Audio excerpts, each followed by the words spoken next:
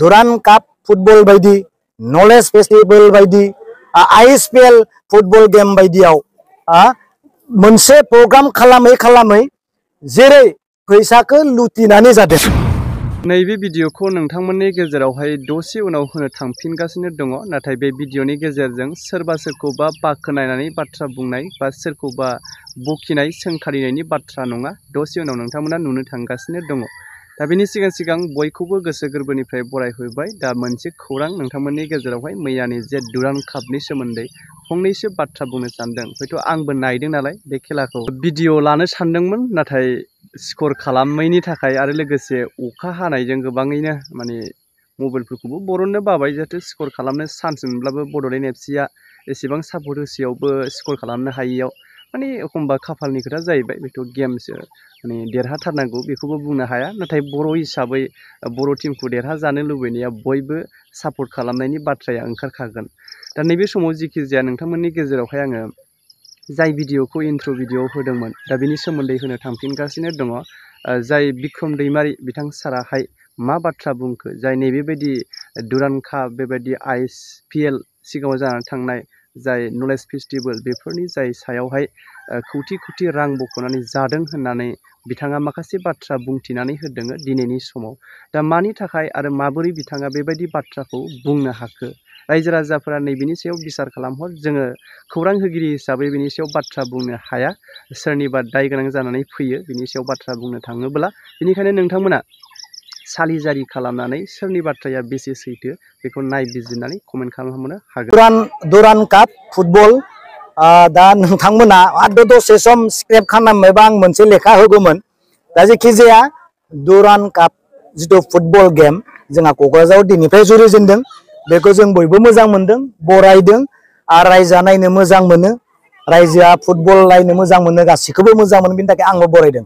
खिन्थु दुरान cup football बायदि नलेज फेस्टिवल बायदि ISPL फुटबल गेम बायदियाव मोनसे प्रग्राम खालामै जेरै फैसाखौ लुटिनानै जादों, माने अर्डार देखाय फैसा जादों, बेखौ रायजोआ मिथियोबा खिन्थु दुखु मोनगोन।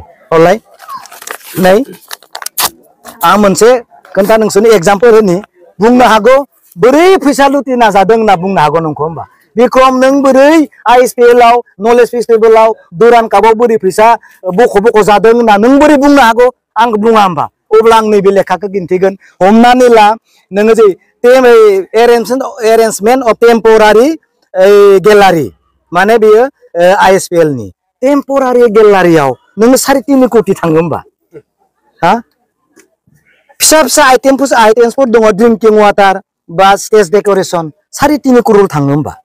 आरो बे एखे प्रग्रामावनो आरो 3 कोटि 7 लाख, एखे प्रग्रामावनो 3.5 करोड़ आरो एखे प्रग्रामावनो 3 कोटि 7 लाख। बे मा सोर मोनजाखो दा? 3 करोड़ 7 लाखासो मोनजाखो ना 3.5 करोड़ासो मोनजाखो? आरो एखे प्रग्रामावनो नों नायलायदो नै आरो 2 कोटि 49 लाख माबा मिनारेल ड्रिंकिं वाटार, ओंखाम जानाय, VIP डिनार, बेयावबो मा 2 कोटि 49 लाख, नङा होमबा? आं बेखौ बुंनो, बे लुटिनानै जानाय सोर जादों बेखौ, बेथ' बाहेरनि गोजासो। आरो एखे प्रग्रामावनो नों नायदो ISPL आव 5 कोटि 1 लाख, लेखानि नाय 5 कोटि 1 लाख। बेयाव मा जादों? बेबो नै माबा इलेक्ट्रिसिटिनि माबा रिसेपसन माबा बानायनाय, जिखि जाया मोनसे अर्डार देखाय मोनसे खामानियावनो, मोनसे दुरान कापावनो नों जुदि 5 कोटि 50 लाख, जुदि आरो बेयावनो 2 कोटि 3 कोटि 3.5 कोटि जुदि मोनसे खामानियावनो जुदि बहननानै जुदि जाबाय थायोबा, बे 6टा अर्डाराव बेलेग फाइलाव बिसोर बहनदों। आं बुंदों बेबायदि बहन फैसा जानायखौ जुदि रायजोआ मिथियोब्ला, दा आंनि आखायावसो लेखा दङ, सोंदों अफिसाव नंगौना नङा, बेफोरनि डकुमेन्टसखौ नायदो। नाथाय आं मानो इनकुवेरि खालामनो होआखै, नङा होमबा? जोंनिनो मानसि दङ सानैसो, जाथों कौटि मालाया दिनै जाना गालांबाय, गारना थांदों कौटि, बेफोरखौ हमनो हायाखै, नों लकेलनि एसे फैसा जानायखौ नों मानो हमनो, नङा होमबा? बेनिखायनो आं जेबो बुङाखै, बेफोरबायदि बहनना जानाङा। दा नों दुरान कापाव थांनाय बोसोराव बेसेबां थांदों?